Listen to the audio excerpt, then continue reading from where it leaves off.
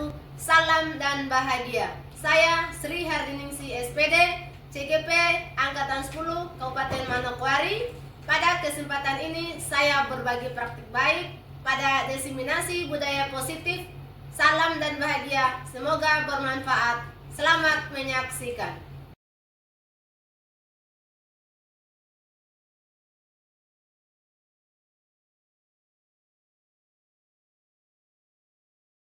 Pembuka bagi teman-teman yang belum mendapat kesempatan.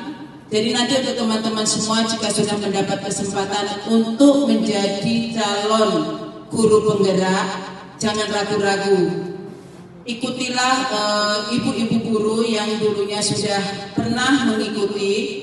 Mudah-mudahan nanti di sekolah kita, di SMP Yapis ini akan menjadi salah satu sekolah yang banyak melahirkan guru-guru penggerak yang akhirnya akan menjadi power bagi sekolah-sekolah lain untuk bersama-sama memajukan sekolah. Saya akan memaparkan materi saya tentang budaya positif modul 1.4. Yang pertama adalah kenapa budaya positif. Jadi budaya positif ini sangat penting sekali untuk mendukung terlaksananya pembelajaran yang kondusif, suasana positif yang akan membuat lingkungan belajar yang menyenangkan, sehingga proses belajar dapat berjalan tanpa beban dan tekanan, melainkan keinginan dan kesadaran dari dalam diri peserta didik itu sendiri. Jadi budaya positif ini kita sebagai seorang guru harus ciptakan di sekolah, terutama pada saat anak-anak datang ke sekolah. Kita biasanya kalau pada saat datang ke sekolah itu guru-guru itu berdiri berjejer di depan itu untuk bersalaman atau salim atau salam dengan antara peserta didik dengan guru. Jadi ini nanti kita harus terapkan budaya positif ini. Terus budaya positif ini artinya adalah nilai-nilai keyakinan dan kebiasaan di sekolah yang berpihak pada murid agar murid dapat berkembang menjadi pribadi yang kritis, penuh hormat, dan bertanggung jawab. Ini adalah pengertian atau definisi dari budaya positif itu sendiri. Nah, ini arti kata dari disiplin adalah belajar. Nah, terus selanjutnya di sini adalah disiplin positif adalah pendekatan yang digunakan untuk mendidik anak melakukan kontrol diri dan membentuk kepercayaan. Jadi disiplin positif di sini ada 3 yang saya paparkan. Yang pertama adalah kekerasan, ancaman, melainkan komunikasi tentang perilaku secara efektif antara guru dengan murid. Jadi ketika ada anak mungkin yang melanggar atau tertib di sekolah, kita tidak harus melakukan kekerasan atau menghukum anak tersebut, tetapi kita harus memberikan pemahaman kenapa dia terlambat. Itu yang pertama. Terus yang kedua dari disiplin positif adalah murid diajarkan untuk memahami konsekuensi dari perilaku mereka dan menumbuhkan rasa tanggung jawab dalam diri mereka. Artinya apa? Ketika mereka melakukan pelanggaran di sekolah atau melanggar tata tertib di sekolah, mereka harus tahu konsekuensi apa yang akan mereka terima disesuaikan dengan pelanggaran yang mereka lakukan atau mereka buat. Terus yang ketiga adalah menumbuhkan kesepakatan atau menumbuhkan kesadaran serta memberdayakan murid untuk melakukan sesuatu tanpa sogokan, ancaman atau hukuman. Terkadang yang terjadi pada saat sekarang ini, misalnya ketika kita berhadapan dengan PR, artinya ada seorang guru yang siswa membuat kesepakatan, guru saya tidak mengerjakan PR, bisa tidak ya saya bawakan sesuatu ke ibu guru yang pengen nanti saya dapat nilai. Itu termasuk menyogok ya antara guru dengan siswa.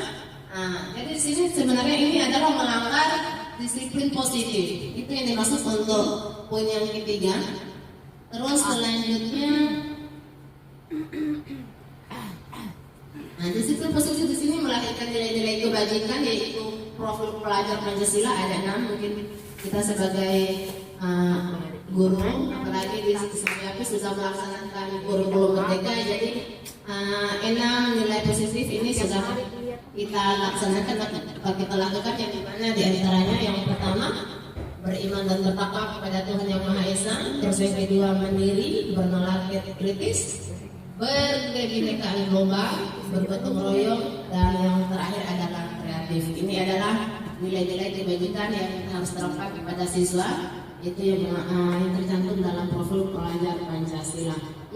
Selanjutnya ini adalah kata merdeka menurut Ki Hajar Dewantara, bahwa merdeka itu artinya tidak hanya terlepas dari kata perintah, akan tetapi cakupan buat memerintahkan diri sendiri. Artinya sebelum kita memerintahkan kepada siswa, kita harus menjadi contoh atau teladan dulu bagi siswa. Selanjutnya ini adalah keyakinan kelas.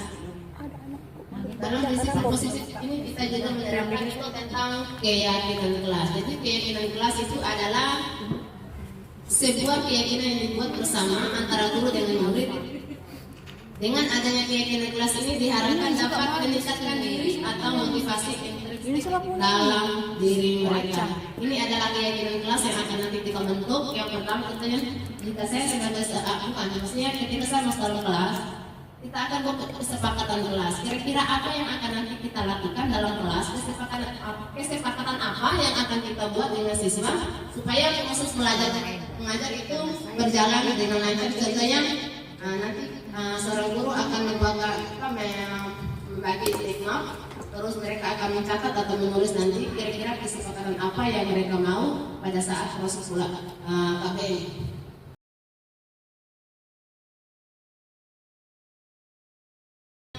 Ini adalah 5 posisi kontrol guru. Ada 5. Yang pertama sebagai penghukum, teman, pembuat rasa bersalah, pemantau atau manajer. Sekarang saya mau tanya untuk Bapak Ibu, dari 5 posisi kontrol guru ini, manakah yang lebih cenderung Bapak Ibu lakukan di sekolah atau di dalam kelas? Manajer.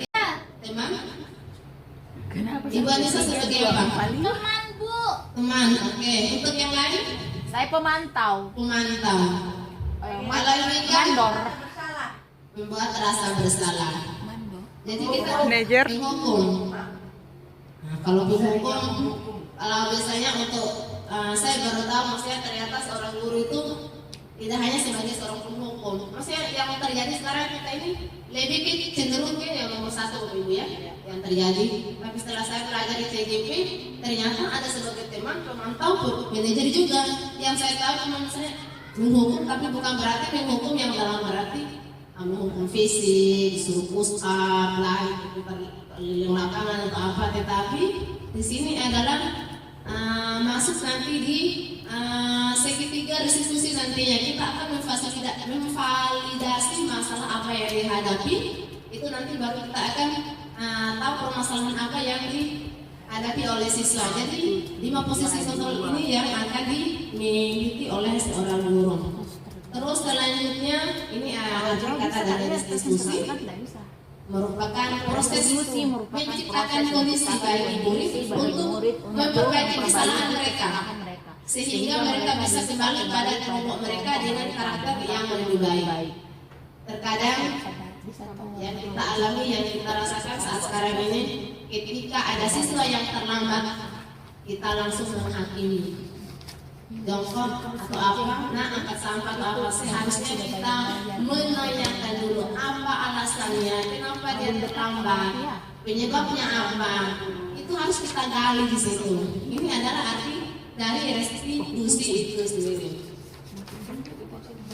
Restitusi itu ada, ya ini restitusi, pengertian dari restitusi tahapan tindakan yang dilakukan guru yang tujuan agar murid dapat mencari solusi untuk masalah. Jadi ketika kita berhadapan dengan siswa atau murid, kita harus mencari solusi masalah sesuai dengan masalah yang dia hadapi. Ini adalah 3 restitusi. Yang pertama menstabilkan identitas, yang kedua menanyakan keyakinan, yang ketiga adalah validasi tindakan yang salah. Jadi ketiga ini harus kita terapkan pada saat kita berhadapan dengan peserta didik. Nah, ini menstabilkan identitas itu mengubah identitas anak dari yang gagal karena melakukan kesalahan menjadi orang yang sukses, yang berbuat salah. Nah ini kan contoh kata-kata yang berbuat salah itu tidak apa-apa. Jika ada manusia yang tidak ada manusia yang sempurna, artinya semua orang itu pernah melakukan kesalahan, tapi jangan jadikan kesalahan itu kita akan ulangi lagi. Hari ini kita berbuat salah, maka besok kita harus mengubah lagi supaya tidak berbuat hal yang sama. Yang kedua adalah validasi tindakan yang Bagus salah. Jangan berak di situ. Kenapa tak propi? Anu kakak apa? Ini adalah validasi Sumpah. tindakan yang salah. Mungkin itu saja paparan dari materi saya untuk modul 1.4 tentang budaya positif. Jika ada yang masih kurang berkenan atau paparan materi saya belum jelas, mungkin ada yang ditanyakan, silakan. Saya buka sesi tanya jawab, mungkin ada yang mau bertanya terkait materi saya tentang budaya positif. Jika ada yang kurang jelas dari paparan saya buka sesi tanya jawab. Ada yang mau bertanya? Oke, baik, saya persilakan kepada Dewi. Baik, terima kasih Bu Sri atas kesempatan yang diberikan kepada saya. Untuk budaya-budaya positif tadi, coba Ibu Sri buka yang ada 5 tadi. Ya, ada posisi kontrol yang 5 tadi, mulai dari penghukum sampai dengan manajer. Oke. Jadi posisi kontrol guru itu ada 5, penghukum, sebagai penghukum, sebagai teman, sebagai pembuat rasa bersalah, pemantau, dan manajer. Yang jelas mungkin kita sebagai guru selama ini seringnya adalah sebagai penghukum ya Bu Sri ya. Nah, ini dari 5 yang belum saya pahami adalah sebagai manajer. Artinya manajer yang harus kita lakukan sebagai guru untuk mengontrol siswa itu yang seperti apa, agar supaya kita tidak kelihatan bahwa kita sedang memantau mereka, bukan memantau, mengatur mereka gitu ya. Jadi kalau bisa tolong Bu Sri jelaskan sekilas tentang manajer sebagai posisi kontrol guru tersebut. Terima kasih Bu Sri. Baik, tepuk tangan dulu untuk Ibu Eko, pertanyaan yang sangat luar biasa sekali. Yang kelima, posisi kontrol ini adalah yang terakhir Ibu Eko tanyakan, itu manajer di sini tidak hanya mengatur baik tidak hanya posisi belajar siswa dalam kelas, tetapi kita bagaimana kita terapkan sesuaikan dengan kurikulum atau metode pembelajaran yang kita ajarkan. Itu yang harus kita terapkan. Contohnya seperti ketika ada anak yang ada tema yang satunya dia mengerjakan soal, sementara dia tidak mengerjakan soal. Ya di sinilah kita posisi kita sebagai manajer, mengatur, memberikan arahan. Nah, kenapa sih kamu tidak melakukan ini? Sementara kamu sebelumlah mau mengerjakan soal atau menjelaskan. Ini adalah kita sebagai pengontrol, mengatur. Di sini adalah fungsinya guru sebagai mengatur pada saat proses belajar mengajar. Mungkin seperti itu juga jawaban saya, atau ada lagi tanggapan dari yang lain? Oke, saya rasa sudah ya. Jadi untuk pertemuan kali ini saya tutup. Saya sekali lagi ucapkan terima kasih banyak atas kerjasama Bapak Ibu guru. Tanpa adanya kerjasama ini tidak akan terlaksana saya juga dengan demikian. Jadi saya ucapkan terima kasih sekali lagi. Saya tutup dengan hamdalah. Alhamdulillahirrahmanirrahim. Wassalamualaikum warahmatullahi wabarakatuh. Terima kasih Bu Sri.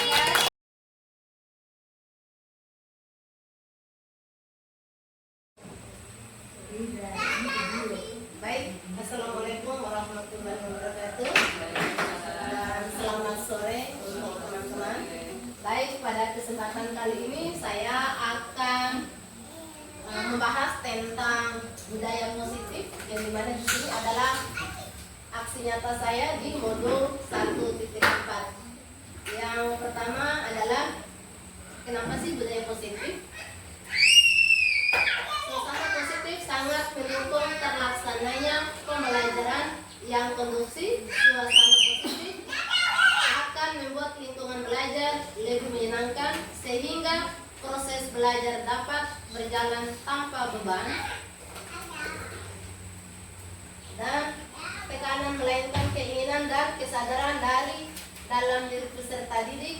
Suasana positif juga membentuk karakter positif peserta didik, sehingga akan menjadi budaya positif peserta didik dan budaya positif di lingkungan. Itu kenapa budaya positif. Terus di sini ada pengertian dari budaya positif adalah nilai-nilai keyakinan dan kebiasaan di sekolah yang berpihak pada murid agar murid dapat berkembang menjadi pribadi yang kritis, penuh hormat dan bertanggung jawab. Terus selanjutnya yaitu apakah makna disiplin? Dikutip dari Kemendikbudristek yang menerangkan bahwa disiplin berasal dari kata atau bahasa Latin disiplin yang artinya belajar. Terus disiplin diri membuat orang menggali potensi menuju sebuah tujuan apa yang dihargai. Terus selanjutnya, namun dalam budaya kita makna budaya positif telah berubah menjadi sesuatu yang dilakukan seseorang pada orang lain untuk mendapatkan kepatuhan atau disebut dengan kata disiplin. Kecenderungan umum adalah menghubungkan kata disiplin dengan ketidaknyamanan, bukan dengan apa yang dihargai atau pencapaian suatu tujuan. Itu makna dari kata disiplin, Bapak Ibu ya. Maaf ya Ibu-ibu semua. Terus ini adalah disiplin positif. Disiplin positif di sini ada 3. Yang pertama itu adalah tanpa kekerasan dan ancaman, melainkan komunikasi tentang perilaku secara efektif antara guru dan murid. Artinya di sini disiplin positif kita harus pada saat misalnya ada seseorang siswa yang melakukan kesalahan, kita tidak langsung menghukum atau memberikan ancaman kepada dia, tapi kita harus sebagai apa yang harus kita lakukan supaya dia kedepannya tidak melakukan kesalahan yang sama. Contohnya seperti mungkin terlambat, karena rata-rata kita kalau ada siswa terlambat langsung dikasih hukuman, kenapa kamu terlambat, mungkin disuruh bersihkan kamar mandi, suruh menyapu. Sebenarnya itu bukan dikatakan disiplin positif. Terus yang kedua, murid diajarkan untuk memahami konsekuensi dari perilaku mereka dan menumbuhkan rasa tanggung jawab dalam diri mereka. Di sini kita meminta kepada siswa untuk memahami apa sih konsekuensinya ketika dia melakukan pelanggaran atau melanggar peraturan di sekolah. Terus yang ketiga adalah menumbuhkan kesadaran serta memperdayakan murid untuk melakukan sesuatu tanpa sogokan, ancaman atau hukuman. Jadi maksud yang ketiga di sini adalah bagaimana seorang guru dengan siswa menumbuhkan rasa kepercayaan diri, ya, tidak ada rasa ancaman, tidak ada rasa sogokan. Misalnya begini contohnya, ketika siswa ada yang tidak mengerjakan PR, ibu gampang saja, yang penting saya dapat nilai, saya kasih sogokan buat ibu, mungkin nanti saya bawa apa ke rumahnya ibu. Ini dia termasuk dalam dalam disiplin positif ya. Tetapi bagaimana seorang guru memberikan siswa merasa nyaman dengan apa yang harus dilakukan untuk tidak melakukan PR di sekolah. Terus yang selanjutnya, ini adalah disiplin positif yang akan melahirkan nilai-nilai kebijakan yaitu profil pelajar Pancasila. Ada 6 di sini ya. Yang pertama beriman, bertakwa pada Tuhan Yang Maha Esa dan berakhlak mulia. Yang kedua mandiri. Yang ketiga bernalar kritis. Yang keempat kreatif. Kelima bergotong royong. Dan yang keenam berkebinekaan global ya. Itu adalah nilai-nilai kebijakan atau profil pelajar Pancasila. Ini adalah slogan dari atau kata-kata dari Pak Ki Hajar atau Ki Hajar Dewantara. Merdeka menurut Ki Hajar Dewantara adalah merdeka itu artinya tidak hanya terlepas dari perintah, akan tetapi cakap buat memerintahkan diri sendiri. Artinya sebelum kita menyuruh ke orang lain, kita harus belajar dulu untuk diri kita sendiri. Oke, selanjutnya ini keyakinan kelas. Keyakinan kelas merupakan sebuah keyakinan yang dibuat bersama antara guru dengan siswa. Adanya keyakinan kelas ini diharapkan dapat meningkatkan diri kita atau motivasi itu dari mereka. Maksud dari keyakinan kelas di sini adalah kesepakatan antara seorang guru dengan siswa. Kira-kira nanti mereka pada saat proses belajar mengajar, mereka nanti maunya seperti apa. Mungkin kalau terlambat kita kasih apa, atau nanti pada saat misalnya kesepakatan kelas itu antara guru dengan siswa membuat kalau dalam kelas kalau keluar itu harus izin dulu dari bapak ibu guru. Terus yang kedua memberi salam, doa atau apapun nanti sebelum proses belajar mengajar. Itu yang dimaksud dengan keyakinan kelas atau kesepakatan bersama yang dibuat antara guru dengan siswa. Nah, ini adalah 5 kebutuhan dasar manusia. Yang pertama adalah kebutuhan bertahan hidup. Yang kedua, kebutuhan kasih sayang atau rasa ingin diterima. Ketiga, kebutuhan pengakuan atas kemampuan. Yang keempat, kebebasan. Dan yang kelima adalah kesenangan. Terus yang selanjutnya adalah 5 posisi kontrol guru. Ini adalah 5 posisi kontrol guru. Yang pertama, penghukum, teman, membuat rasa bersalah, pemantau atau manajer. Sekarang mungkin Bapak Ibu kira-kira dari 5 ini mana yang lebih Bapak Ibu guru terapkan mungkin di sekolah? Apakah sebagai penghukum, teman? Kalau Ibu Rina lebih cenderung kemana nih? Kalau misalnya lebih posisi kontrol. Oke, saya lebih ke manajer. Kalau Ibu Ana lebih kemana? Sebagai teman atau penghukum atau pemantau? Sebagai pemantau. Itulah tergantung dari kita. Kira-kira nanti kita ini pilih yang mana dari 5 posisi kontrol ini. Ya, ada yang pemantau, ada yang penghukum, ada yang sebagai teman, ada yang sebagai manajer. Ya, itu adalah 5 posisi kontrol guru. Selanjutnya restitusi. Restitusi merupakan proses menciptakan kondisi bagi murid untuk memperbaiki kesalahan mereka sehingga mereka bisa kembali pada kelompok mereka dengan karakter yang lebih baik. Itu definisi atau pengertian dari restitusi. Terus yang restitusi itu ada 3. Yang pertama itu ya restitusi tahapan. Terus yang selanjutnya ini adalah tahapan-tahapan dari restitusi, segitiga restitusi. Ini restitusi. Yang pertama adalah menstabilkan identitas. Terus yang kedua validasi tindakan. Yang ketiga validasi tindakan yang salah. Ini adalah validasi tindakan yang salah ya. Contoh ini adalah pertanyaan-pertanyaannya. Setiap anak itu untuk mengumpulkan nilai-nilai yang dipercaya dan berpindah menjadi orang yang dia inginkan. Terus selanjutnya, oke, mungkin itu saya dari pemahaman dari saya. Lebih dan kurangnya saya mohon maaf. Wabillahi taufiq wal hidayah. Wassalamualaikum warahmatullahi wabarakatuh dan selamat sore.